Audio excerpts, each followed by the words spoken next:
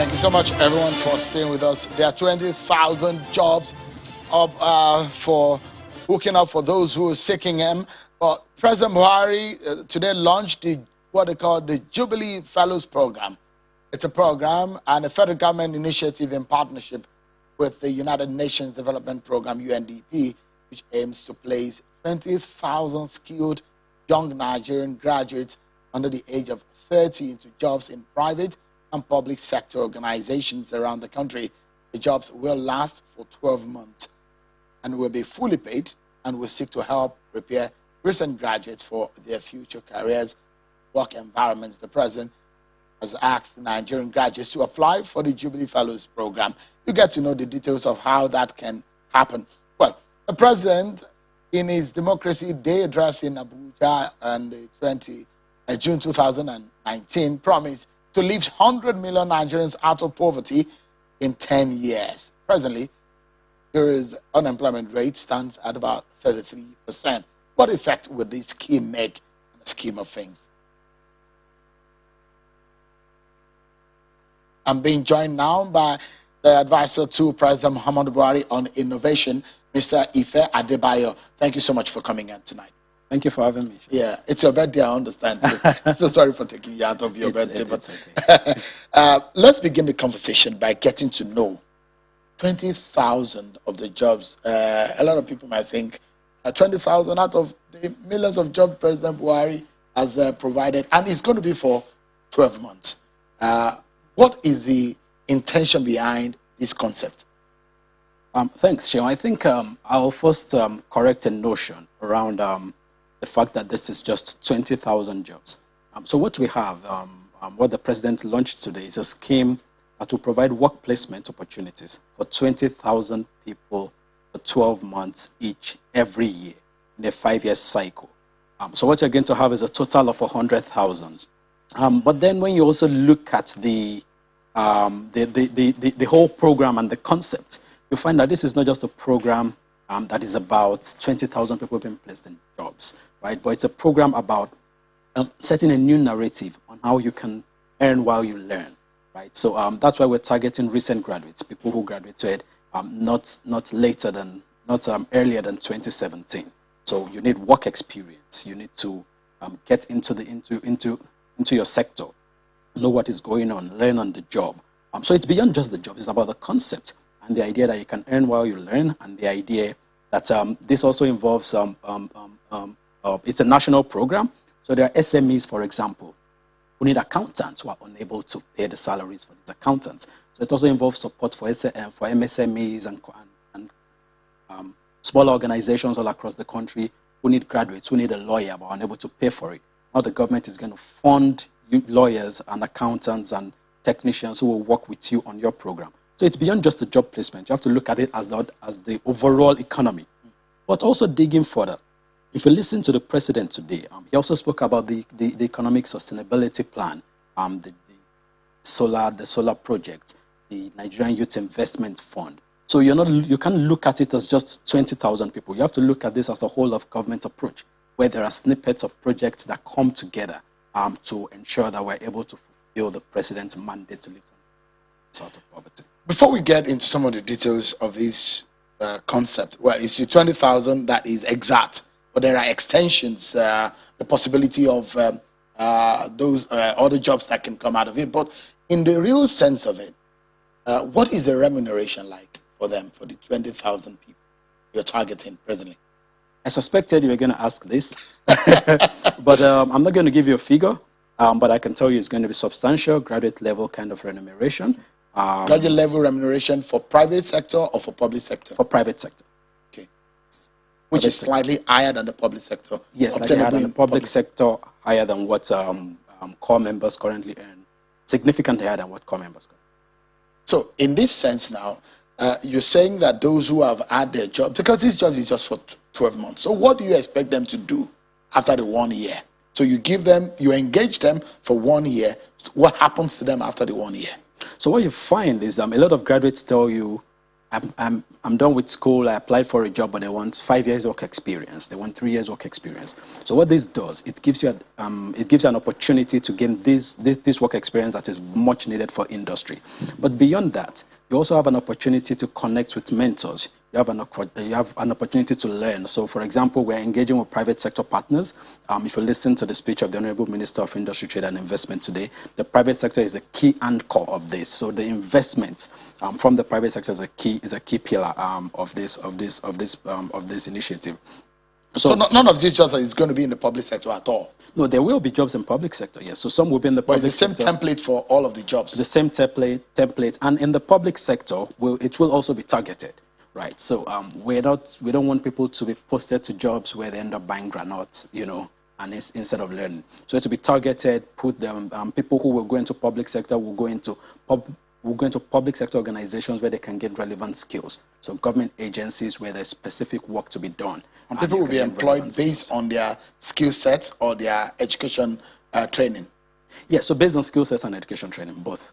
Okay, so let's go into another ramification, which this is very important. How do you ensure fairness? 20,000.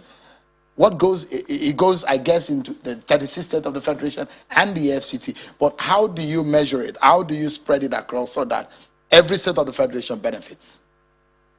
So there will be an almost equal distribution across all the states. But then, just the same way there are allocations based on population density, etc., there will now be some considerations for some states. So when you look at a state like Kano, you look at a state like Enugu, like Anambra, like Kaduna, like Lagos, like Rivers State. When you look at the population density in these states, they will then get they will get some extra allocations, but there will be an equal distribution across every state. There will be a base level that every state will receive. So there's a possibility also that you are from Kano State, you might be posted to Kano State. So we are not the program will not be based. Maybe I should turn around the question. So there are preferences for jobs. There are categories, because I tried to go to the website. I know there's a website where people can log on to the Jubilee Fellows Program website, where people can log on and check. I tried to check. So there are categories of jobs, isn't it, that people can apply for, and how they can get their details into the database, and they've been contacted after. I guess that's how it works. Or how does it work? So the model, you apply for a job as a fellow.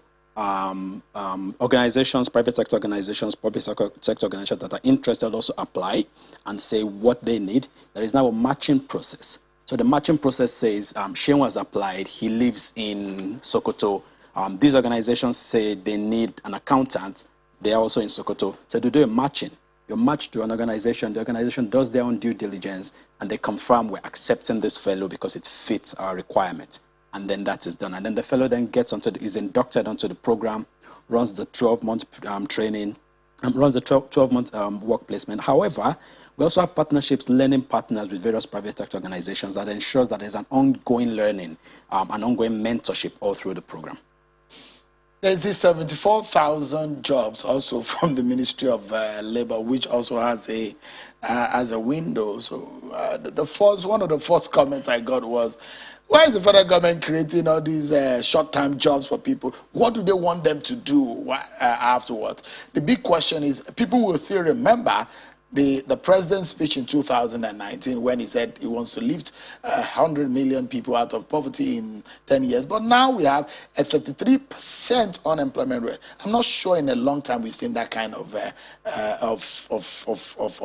unemployment rate in Nigeria.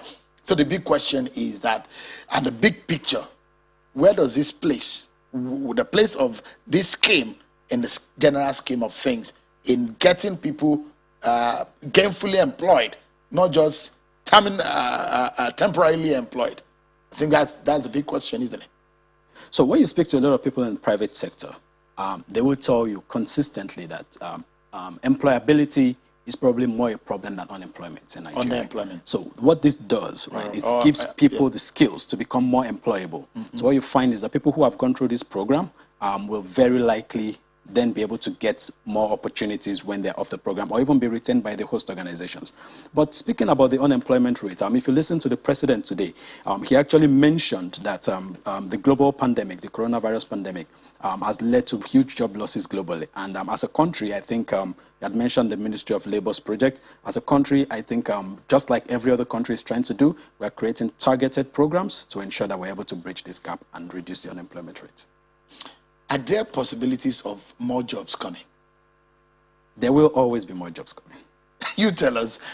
So are there possibilities? In specific, maybe in another few months, maybe there are a lot of people who are looking for jobs out there outside of this one, because this has a mark for people are less than 30. That is the age mark for this present scheme. So are there possibility of more jobs for Nigerians? Oh yes, Mr. President recently inaugurated the Poverty Advisory Committee with the Vice President heads. And one of the key areas, one of the key components of what this committee is working on is how to reduce the unemployment rate. But like you must know, a lot of this work will also still involve the private sector. And so when you look at the Jubilee Fellows Program and the deep involvement and partnership with the private sector, you'll see that we're on the right path.